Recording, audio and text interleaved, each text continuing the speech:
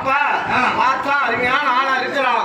எல்லாம் சாப்பிட்டு போட்டு எல்லாம் போட்டுக்கிட்டு அப்படி இருந்ததுனால எல்லாம் வந்தவங்களாம் போட்டு அருமையான மாப்பிள்ளையா இருக்கிறாங்க கொடுக்கலாம் அப்படின்னு எல்லாரும் சொல்றாங்க. அப்படின்னு சொன்னதுனால எல்லாம் வந்தானே ஏதுன்னு சொன்னாங்க. சொன்னதுனால ஏப்பா குந்தபோஜராஜனை பொண்ணு போய் கேட்டீங்க. அதான் நம்ம நாட்டுல ஏதாவது ஒண்ணு நடக்குதுன்னா உடனே வீட்டுக்கு எல்லாம் போயிடும் அந்த நாயம். அதனால அந்த அம்மா ஏற்கனவே ஒரு குழந்தை பிறந்து இந்த மாதிரி கொண்டு போய் விட்டுக்கிறாங்க ஆத்துல. நீங்க அதெல்லாம் தெரியாத பொண்ணுக்கு வரீங்க அப்படின்னு சொல்லவும் அது பாண்டு மகாராஜனுக்கு காதல கேட்டுச்சு. காதல கேட்டதுனால அட ஒரு புதை இருக்குது, ஒரு இண்டு புதையே இருக்குது, ஒரு முள்ளு புதை. அதனால நம்ம கொஞ்சம் குமிஞ்சு போலாமே, நம்மளுக்கே நோவு அதனால அவன் புள்ள பத்தானே ஆறுகிட்டு விட்டாங்க. நம்மளுக்கு கல்யாணம் பண்ணா சரி, நம்மளுக்கு நோய் இல்லை. அப்ப நம்மள ஒருத்தர் பழிச்சா பரவாயில்லையா அப்பாடி என்று நினைச்சாரானே. அப்படி நினைச்சதுனால அதெல்லாம் நீங்க எதுவும் சொல்லாதீங்க. ஏன்னா அந்த பொண்ணை கல்யாணம் பண்ணிக்கிறேன்னு சொல்லி பாண்டு மகாராஜன் சொன்னதுனால நானும் 54 தேச ராஜர்களும் வந்தாங்க. அப்படி வந்ததுனால எல்லாரும் போலாம் ராஜ வீட்டுக்கு போய் பொண்ணை கேட்கலாம் அப்படின்னா போய் பொண்ணை கேட்டாங்க. பொண்ணெல்லாம் பார்த்தாங்க, அருமையா இருக்குது. அப்ப பொண்ணை பார்க்கவும் மாப்பிள்ளையும் நல்லா இருந்தாங்க.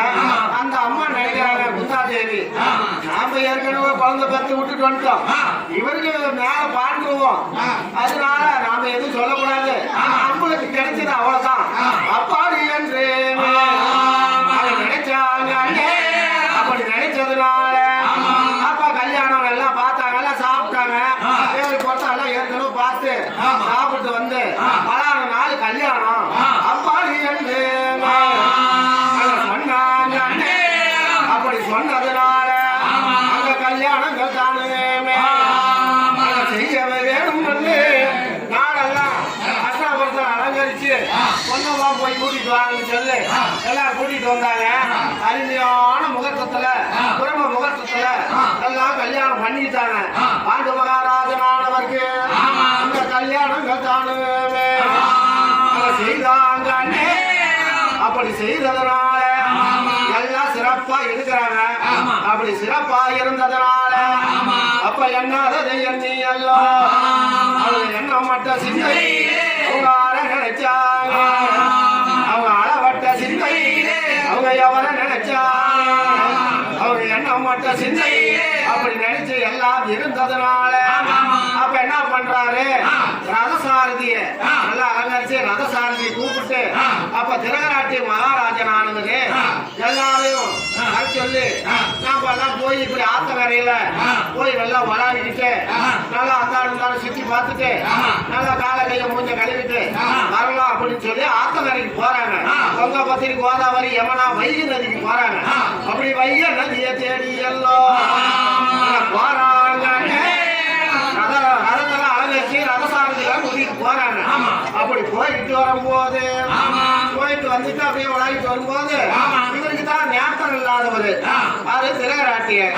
அப்ப ரதசாரதி சொல்றாரு, சாமி நாம எல்லாம் அப்படி விளையாடிட்டு வந்தோம், கொங்கபத்திரி, கோதாவரி, யமுனா, வைகை நதியில அப்படியே தங்க போல ஒண்ணு தக வருது சாமி அப்படின்னு சொல்றாரு.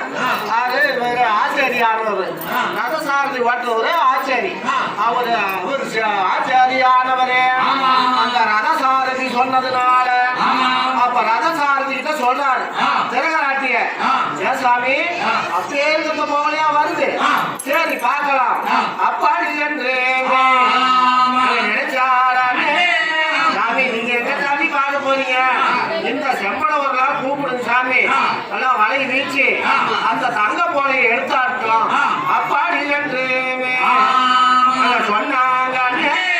அங்க தங்க போலத்தானே மாறுதுன்னு சொன்னாலே தங்க போல வருதுன்னு சொன்னதுனால அங்க இருக்கிற அங்க வலையில மீன் பிடிக்கிறவங்க எல்லாம் கூப்பிட்டு வலையை எடுத்துட்டு வந்து அப்ப போய் வலையில எப்படியா தங்க போலை கொண்டுட்டு வாங்க அப்பாடி என்று சொன்னாரே. அப்படி சொன்னதுனால சரி அந்த வலையெல்லாம் வீசுறாங்க, தங்க போலையும் எடுத்துட்டு வந்தாங்க. எடுத்துட்டு வந்து கொடுத்தா அப்படியே நெகு நெகு நெகுனுக்குது தங்க போல அவர் தொட்டு பார்த்தாரு. ஆஹா, அருமையான போவலையா இருக்குது. இந்த போலையெல்லாம் எனக்கு உள்ளக்கிற புதுமையெல்லாம் உடைக்கடா, இந்த போலை உடையடா அப்படின்னாரு அவரு திரையராட்டு. இந்த போலையை வந்து அங்க இருக்கிறவங்க எல்லாம் போலையை திறந்து பார்த்தாங்க. பார்த்தா இல்லத்தக்கணமான அழகான ஒரு குழந்தை. ஆனா இவருக்கு ஏற்கனவே குழந்தை இல்லாததுனால திரையராட்டியிருக்கும் காந்தாரிக்கு குழந்தையே இல்லாததுனால அதான் அருமையான குழந்தை, எங்களுக்கு இவ்வளவு நாளா குழந்தை இல்ல. ஐயோ, நான் வாய் தவறி சொல்லிட்டுனேன். அந்த போலையெல்லாம் எனக்கு உள்ளங்கிற புதுமை உனக்குன்னு சொல்லிவிட்டுனேன். அதனால ரதசாரதி, நீ இந்த குழந்தைய நீ வச்சுக்க, போலைய நான் சொன்ன மாதிரியே என்கிட்ட கொடுத்துரு அப்படின்னு சொல்லி போலைய எடுத்துக்கிட்டு அந்த குழந்தைய எடுத்துக்கிட்டு அஷ்டாபுரம் தேடி எல்லாம் வாராங்க அண்ணே, அது வனமா வனம் தேடி வாராங்க அண்ணே, அவங்க காடும் செடிதான், அவங்க கனிய மலை தந்தானே, அவங்க ஆறும் சுனைதான், அவங்க அதிக அவங்க வனமா வனம் தேடி வாராங்க அண்ணே. அப்படி வந்ததும் இந்த குழந்தைய அப்படியே விட்டாம விளையாடிக்கிட்டு இருக்குது. இவருக்கு ஏற்றம் இல்ல. ரெண்டாவது, இவர் ஒரு புடி சோறு அல்லனா அந்த சாப்பாடு பூரா புழுவாகி போயிடும். இப்படி ஒரு புடி சோறு ஒரு களத்துல அல்லனாருன்னா மறுபடியும் அது புழுவாகி போயிடும். மறுபடியும் ஒரு கிண்ணி ஒரு கலையில் சாப்பாடு வைக்கணும். ஒரு கிண்ணின்னு வச்சுக்கீங்கள, ஒரு கிண்ணி சோறு மறுபடியும் வைக்கணும். இப்படியே 1000 கிண்ணி சாப்பாடு வைப்பாங்க. அப்படி வச்சதுனால ஒரு புடி சோறு அல்லனா மறு சோறு புழுவாயிரும். அப்படியாகவே இருந்தார் அங்கே. அப்படி இருந்ததுனால இந்த பையனானவன் ஒரு 5-6 மாசம் ஆச்சு. அப்படியே 4 காலு 2 கையில காலையும் தவுந்துக்கிட்டு வரான். ஒரு சின்ன கோழி குண்டு 10 கொடுக்குறாங்க விளையாடிக்கிட்டு வருது. விளையாடிக்கிட்டு வந்ததுனால அந்த கோழி குண்டானது அந்த சாப்பாட்டுல ஒடியாந்து விழுந்துருது. விழுந்ததுமா அந்த குழந்தை ஒடியாந்து தவுந்துக்கிட்டு அந்த சாப்பாட்டுல கை வச்சுது. கை வச்சதுனால அந்த சோறு அப்படி வெது இருக்குது. சோறு புழு ஆவறதில்ல, வெது இருந்ததுனால அப்ப திரகராட்டினானவரு அப்படியே கையை பிடிச்சிக்கிறாரு.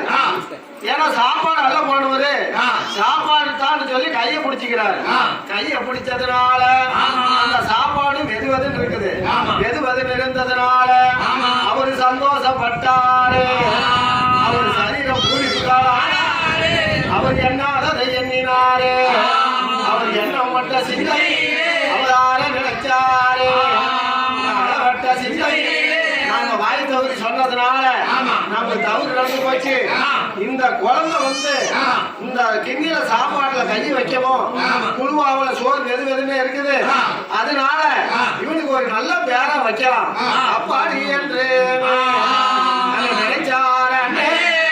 நினைச்சதுனால ஆகாயவாணி பூமாதேவி 33 கோடி முனிவர்கள் 41,000 ரிஷிவர்கள் 56 தேசராஜர்கள் அனைவர்களையும் கூப்பிட்டார். எல்லாரும் ராஜனா நாடு 56 தேச ராஜனா சும்மாவா சொன்னா போது வந்துட்டாங்க. வந்ததுனால சரி இவனுக்கு பேர் வைக்கலாம் அப்பாடி என்று அந்த பேர்கள் வச்சா. என்ன பேர் வைக்கலாம்னா 1000 களப்புழுவை நீக்கிய கரண மகாராஜன் பேரை வைக்கிறார். என் பேரை வச்சதுனால அவளுக்கு கரண மகாராஜன் பேரை வச்சவரு திரகராட்டியம் தான். அப்படி வச்சதுனால எல்லாரும் சொல்லுவாங்க கன்னத்துல பிறந்த கரண மகாராஜன், களப்புழுவை நீக்கிய கரண மகாராஜன். அப்படி கரண மகாராஜனுங்க அங்க பிறந்தானே. அப்படி பிறந்ததுனால அப்ப பாண்டு மகாராஜனானவருக்கு கல்யாணங்கள் தானே பாண்டு மகாராஜனுக்கு கல்யாணம் ஆயிடுச்சு. இப்ப கல்யாணம் ஆனதும் அவங்களுக்கு சாங்கி சடங்கு எதுவும் ஆகல. கல்யாணம் ஆகி அப்படி இருக்கிறாங்க. இருந்ததுனால எல்லாம் நம்ம குடும்பட்டி கருங்காலி இப்படி வனத்துல இருக்கிறவங்க எல்லாம் ஒடியாந்து அப்ப திரகராட்டிங்கிட்ட சொல்றாங்க, சாமி எங்களை வனத்துல இருக்கிற மிருகம் எல்லாம்